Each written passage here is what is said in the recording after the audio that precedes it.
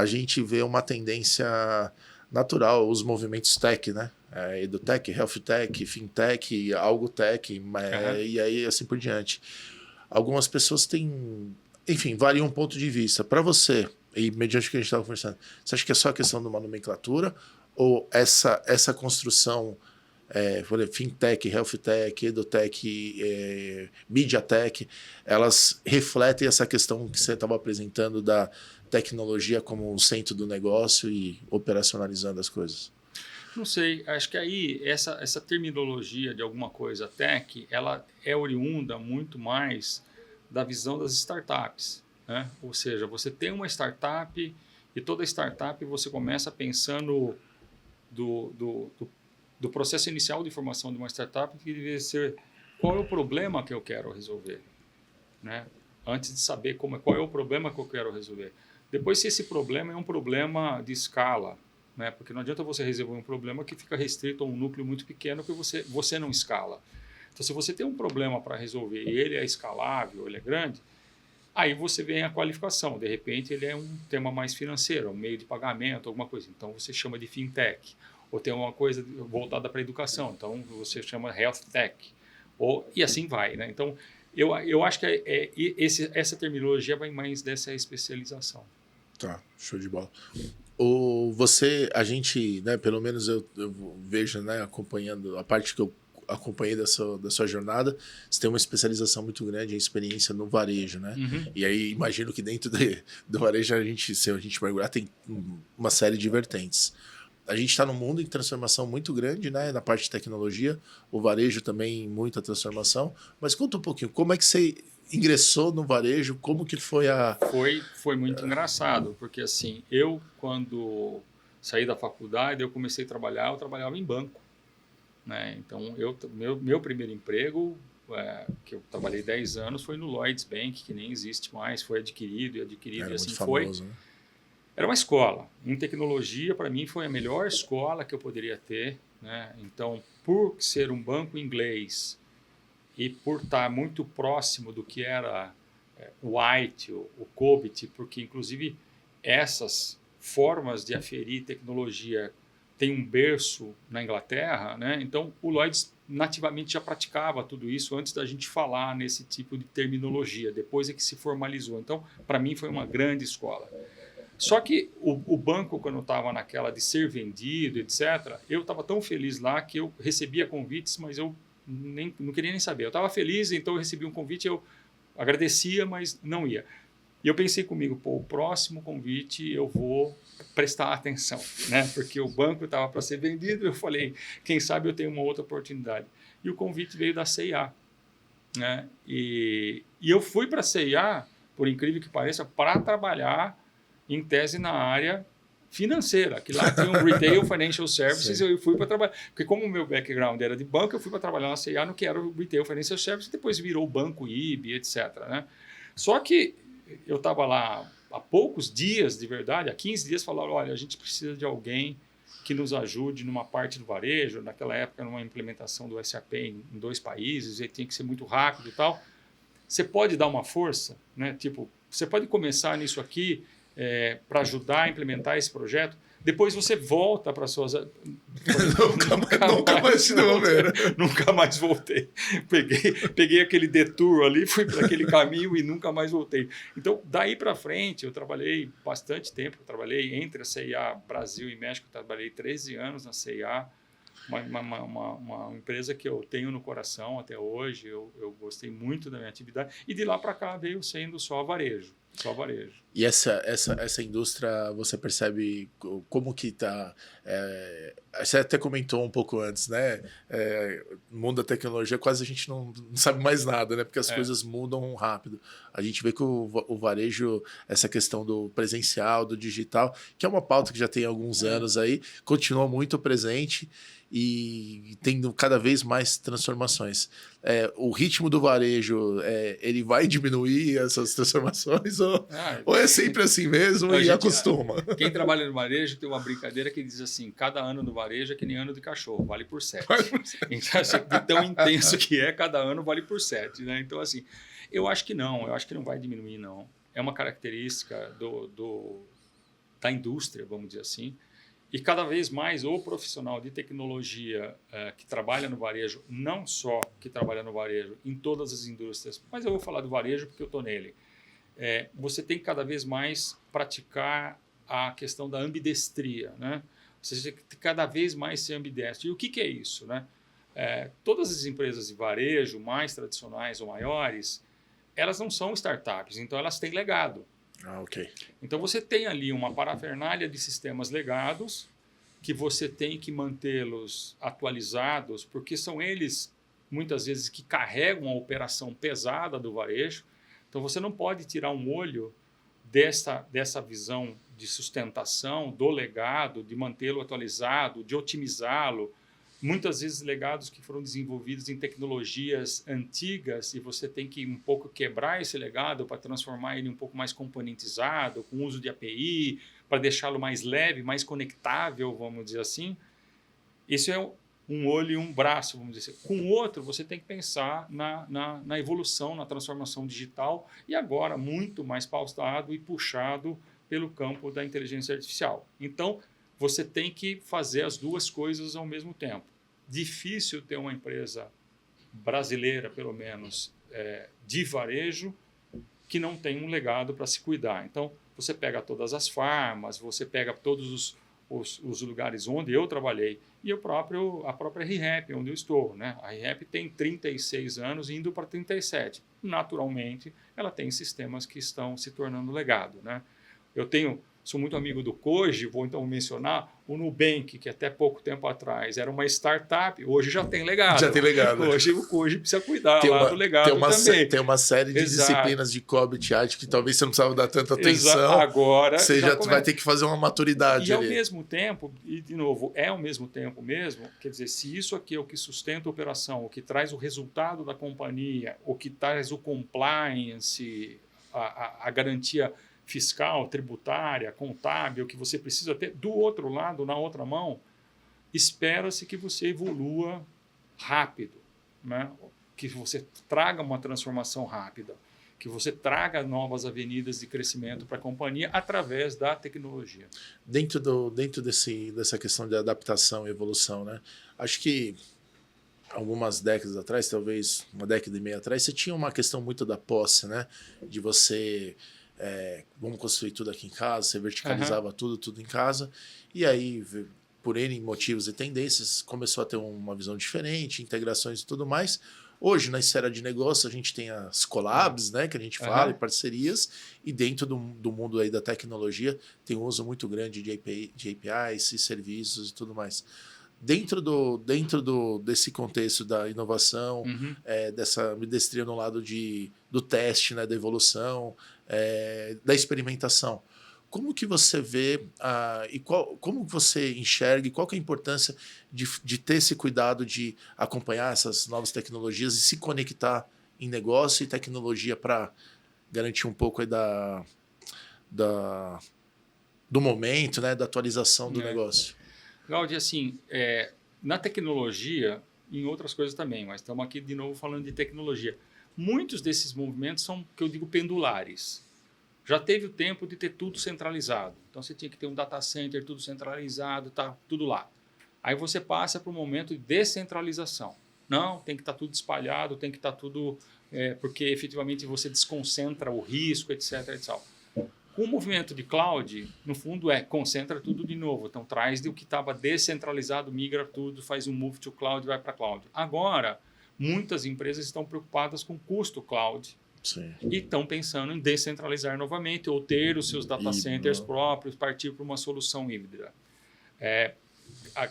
Algumas grandes techs já recomendam que, se você tiver um uso pesado de inteligência artificial, no nosso caso, por exemplo, numa loja, é melhor você talvez ter uma capacidade de processamento dentro daquela loja do que usar tudo em nuvem, porque é capaz de você não ter a velocidade de resposta que você precisa. Falando em AI generativa, onde você tem uma conversa ali acontecendo, né? Ou seja... Então, volta a ser descentralizado novamente. Quer dizer, então, isso valeu não só para esse termo, mas para outras coisas também. Empresas já passaram pelo momento de falar, não, eu quero ter uma TI totalmente descentralizada, ou seja, já passamos da fase de TI é uma commodity, então qualquer um faz, então terceiriza com quem faz bem. Sim. E a gente cuida do que é nosso. Aí já voltou para dentro no sentido, não, vamos fazer de uma forma híbrida, bem como esse pêndulo já foi para um lado onde, não, TI é core, eu quero todo mundo dentro de casa. Então, eu acho que talvez a melhor solução esteja no meio do caminho, né? Nem um lado, nem o outro. As empresas têm que encontrar, inclusive um lado ou outro, o que é melhor para ela se posicionar, né? Para que ela tire melhor proveito da tecnologia nesse sentido, né? Tem uma análise crítica aí. E de novo, tecnologia, estratégia, custos e tudo mais. Para o negócio, a tecnologia é meio, né? Não é fim per se, né? Ela é um meio de viabilização. A gente, em algum momento, tinha uma discussão de uma tecnologia mais de base, vamos dizer assim, que a parte de infraestrutura de operação de negócio, internet, telefonia, aquelas questões, serviços mais estruturantes, vamos dizer assim, e a criação de alguns lugares usavam tecnologia do negócio. Esse movimento você acha que morreu? Como é que está? Não, porque assim, vamos pegar um tema mais que está na pauta de todo mundo aí, que é inteligência artificial, né? Então, assim, inteligência artificial, se você pensar, tem um lado do glamour, da coisa legal, da coisa que é fancy pra caramba, que é, comparando com um iceberg, o que está da água para cima, né? Então, você olha aquela parte e é a parte que você fala, putz, isso aqui é muito legal, né? Então, quando você pega, e dando um exemplo que acho que todo mundo conhece, que é o ChatGPT, você vê a ponta do iceberg, né? É o conversacional, etc. E o que tem para baixo dessa linha d'água, né? O que tem para baixo, que é a parte estruturante. Então, você tem que ter uma parafernália de dados estruturados de uma forma capaz dessa inteligência consumir, principalmente quando você entra no campo privado das próprias empresas, né? Uma coisa é você usar um ChatGPT e você está, entre aspas, aberto e está fazendo com que ele consuma, ou que os algoritmos que eles estejam preparados consuma de toda a rede, toda a internet, vamos dizer assim. Outra coisa é você dizer o seguinte, não, eu vou subir dados sigilosos que são da minha companhia, então você precisa alicerçar, você precisa criar essa camada de dados, de arquitetura, que é o que está para baixo d'água, né? Então, assim, essas coisas vão continuar convivendo. E nesse sentido, nós sabemos, né, as empresas trabalham sempre com restrição, né? O mundo tecnológico, as possibilidades são sempre maiores do que aquilo que se pode ou até mesmo que se deve implementar ao longo do tempo. Então, a gente, muitos anos atrás, tinha a questão da SOA, né, o Service Oriented Architecture, depois veio o pessoal falou que era o Master Data Management, que é a questão toda dos dados. Os MDMs isso. E não obrigatoriamente a gente conseguia implementar tudo aquilo, porque tinha dinheiro, prioridade, restrições, enfim. Aí vem a questão vamos acelerar um pouquinho mais, vem a questão ali de conexão, vem a Cloud Compute, que também coloca mais tempero, e agora a gente chega nesse mundo o Data com Analytics, muitas cadeiras vêm o IA junto. As empresas estão preparadas, uma vez que ao longo dessas transformações, por vezes, ou na grande maioria, você não conseguia contemplar todo o espectro dessa transformação e de repente vem uma coisa que fala assim, olha, quem não entrar na IA da forma certa pode ficar para trás. Tem um quê de muita energia nisso? Como que você vê? Eu vou falar de um Faz sentido a minha pergunta? Não faz, mas assim, eu vou te falar de um outro tema, né? A gente já viu no passado em lugares onde o varejo tem muita relevância, há um tempo atrás, dizendo assim, as lojas físicas vão acabar. Não, vai acabar as lojas físicas. Você falava muito, né? Não, agora é só e-commerce, imagina. Vai virar vitrine. Quem que vai fazer isso? E as lojas físicas nunca tiveram tão fortes. Se você olhar estatisticamente, tiveram mais lojas físicas que foram abertas do que fechadas. Então, o mundo de loja física está crescendo. O propósito da loja física está mudando. Olha que coisa legal. O propósito está mudando. Quer dizer, deixou de ser um lugar só para comprar e vender, ou seja, o cliente que vai lá vai comprar e a loja física está vendendo, para ser um lugar de experiência, para ser um lugar mais sensitivo, para ser um lugar de socialização, para ser um lugar de conveniência. como um hub de coleta de pedidos que foram feitos pela internet, por exemplo, o clique e retire, por exemplo. Então, o propósito mudou disso. No campo da tecnologia, é a mesma coisa. Então, assim, a empresa, no meu modo de ver, tem que ter um planejamento estratégico e usar a tecnologia, mais uma vez, como um meio de atingir os seus negócios. Quer dizer, o que você quer fazer? Né? Quais são qual é o seu core como negócio e o que você quer crescer como novas avenidas de rentabilidade para a companhia. E daí pensar na tecnologia que melhor faça. Por isso que o papel hoje do CIO, do CTO, como queira, ele passa a ter um papel importante, porque ele passa a ser uma pessoa que ajuda na tomada de decisões de como aquela empresa vai ter um melhor resultado. Porque ele vai usar a tecnologia, mais uma vez, para ser um enabler, para ser um viabilizador daquele negócio. A tecnologia, pela tecnologia, a menos de empresas puras de tecnologia, é custo. Sim, e aliás, se você provavelmente olhar, né, eu acho que durante as reuniões de board, as reuniões executivas devem participar, e todas as pessoas assim numa posição nas suas empresas, a linha barra as linhas de tecnologia, elas são pesadas, né? Provavelmente são as que mais pesam aí como investimento da empresa, né? E assim, voltando para o varejo, por isso que a tecnologia tem que ser encarada como um viabilizador, não só da sustentação do core, mas como de novos negócios. Para deixar de ter a visão de custo, para ter uma visão de investimento. Né? Então, assim, eu acho que... E hoje, os CEOs de empresas... os bons CEOs, e eles estão caprichando nisso, eles estão ficando cada vez mais letrados em tecnologia. Eles estão cada vez entendendo mais, no nível adequado de entendimento que eles precisam ter, do que a tecnologia pode trazer de resultado positivo para a empresa deles.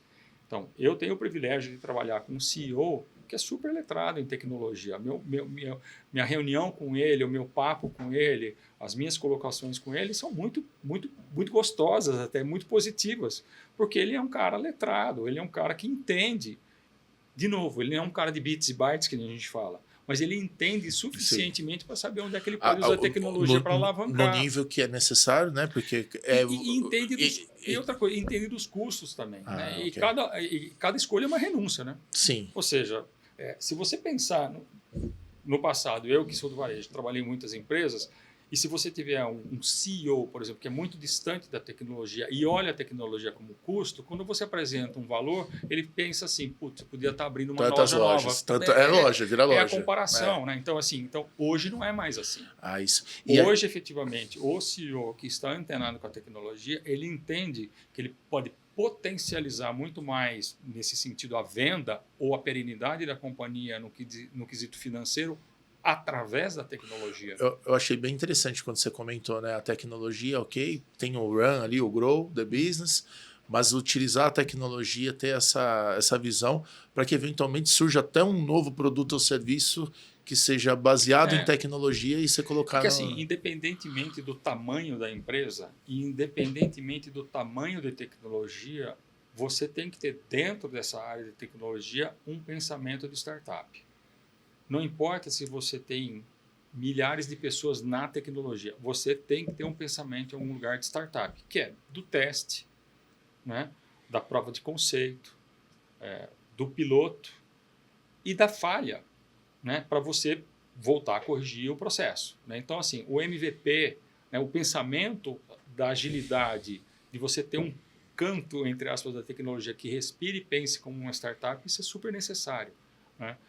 A gente, de novo, ambidestria.